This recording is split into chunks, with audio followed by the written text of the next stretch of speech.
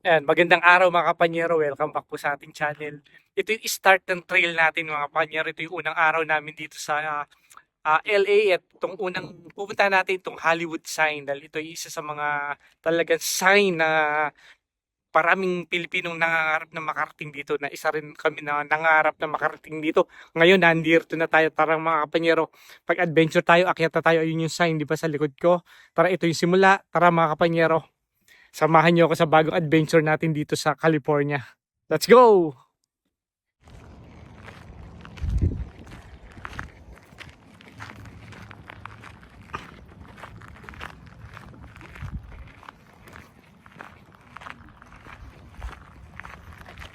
Ayun ang pupuntahan natin mga kapanyero, ang Hollywood sign.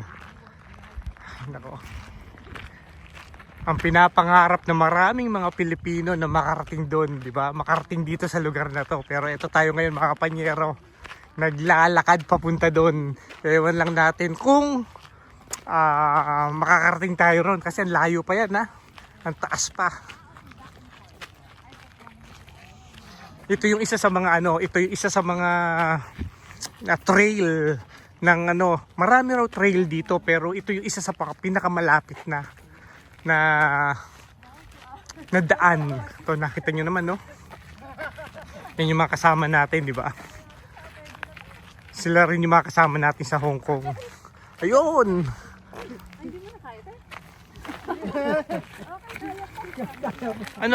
Nandito pa lang tayo, sumusuko na.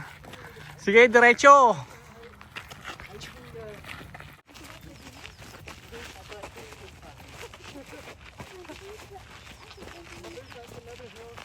Back then he rented it as an Airbnb, so he got to stay here.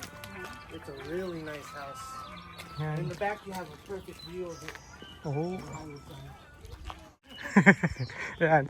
Yan mga kapanyero, yun nga pala kasama natin na isa, yan. Si Dane, first cousin ko yan dito sa California. Bali dito na sila ipinanganak. Yan. Pero magaling magtagalog. At least naanuhan na magtagalog. Nandito na tayo. Ito malapit na tayo sa sign na yan na oh.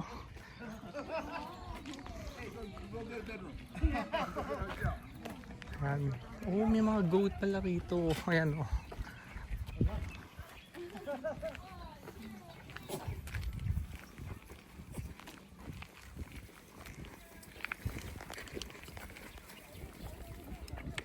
Ayan mga kapanyero, nandito na tayo sa pinaka 1/4 na lang. Kasi ayun na, ang lapit na natin sa di ba, sa sign.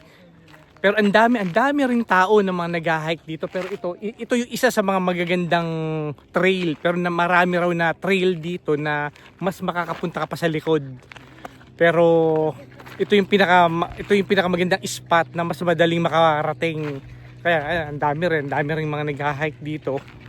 Ayan, i-share ko pala sa inyo mga kapanyero yung unang-unang visa namin dito sa US na B1, B2 na isang tanong lang ang itinanong sa amin ng immigration kung paano kami nakapunta rito dahil 2014 nag-apply na kami ng US visa, di ba?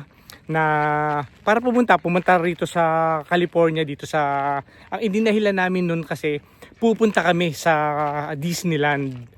Bali isang tanong lang nung nag-apply kami sa Calgary ng US Embassy, US Consulate sa Calgary. Doon kami nag-apply ng unang-unang visa namin ng US na sa isang tanong lang na-aprobahan kami.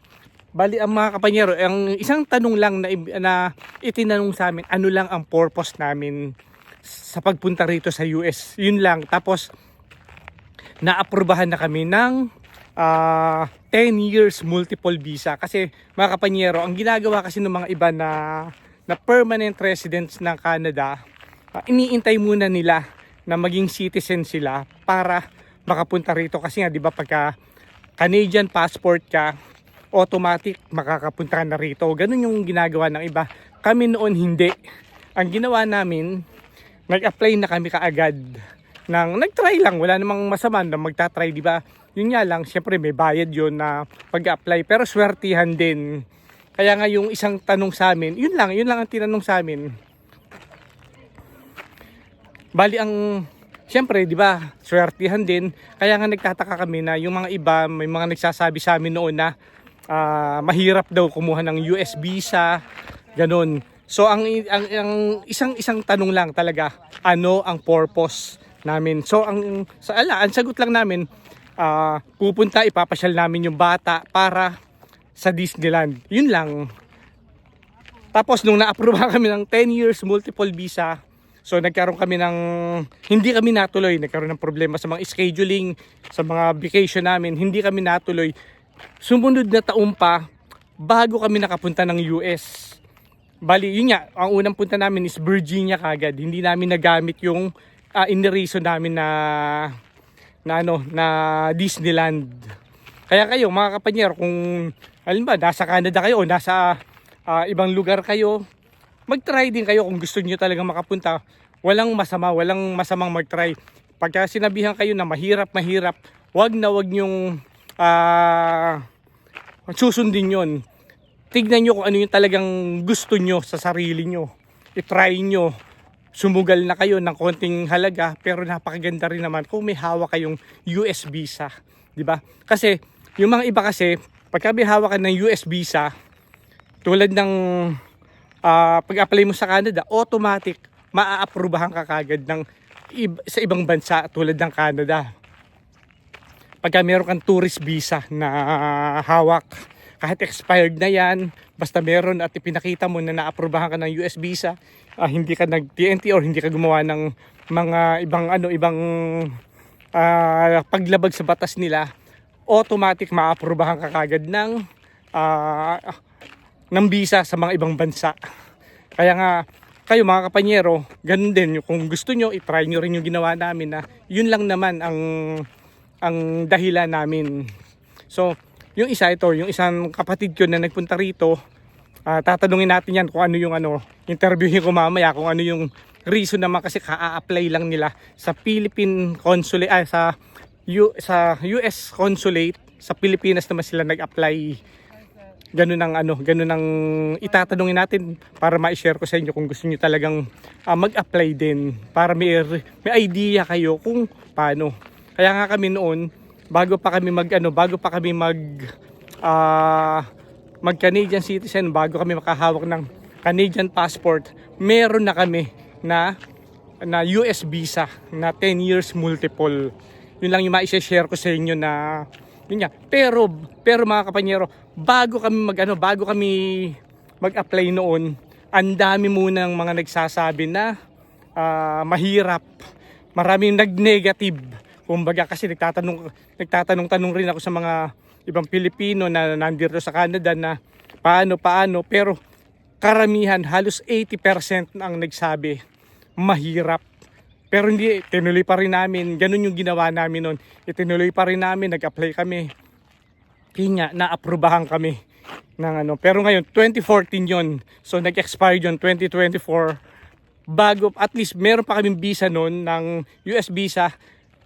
Naging Canadian citizen na kami, nakahawak na kami ng Canadian passport. Kaya nga nung mga sumunod, puro Canadian passport na ang ginagamit namin. Kaya ngayon mga kapanyero, kung gusto nyo talagang mag-apply din, subukan nyo. Huwag kayong susunod sa mga sinasabi ng iba. Kaya ito tayo ngayon, nasa Hollywood Sign tayo. Magpapahinga lang tayo kasi malayo-layo rin to. Halos 1 oras ang trail. So pahinga muna, picture taking dito sa lugar na to. Ito yung mga kasama natin, mga nagpapahinga, di ba?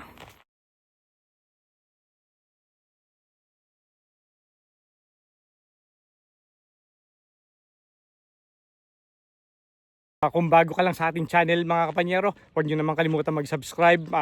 Pakipindot naman nating subscribe button para suporta sa ating channel. Akala ko mga kapanyero, yung huling stop namin na nagpapapicture kami, malapit na para makarating tayo doon sa pinakatuktok, sa pinakalikod ng sign. Pero hindi pa, malayo pa pala na ikutin. Kaya nga nag-decide kami na bumalik na para ma-maximize natin yung oras, yung mga pupuntahan, kasi ang dami pa natin iikutan ngayong araw na to. Kaya nga, ayan may pulis.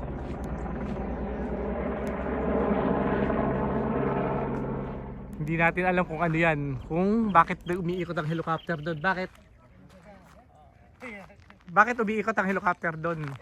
Either may nahimatay Oh, na hindi makakababa oh. or merong nag-breach ng fence na wina-warningan.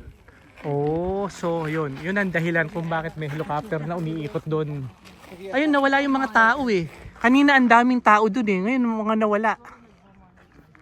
Ah. Ganun pala.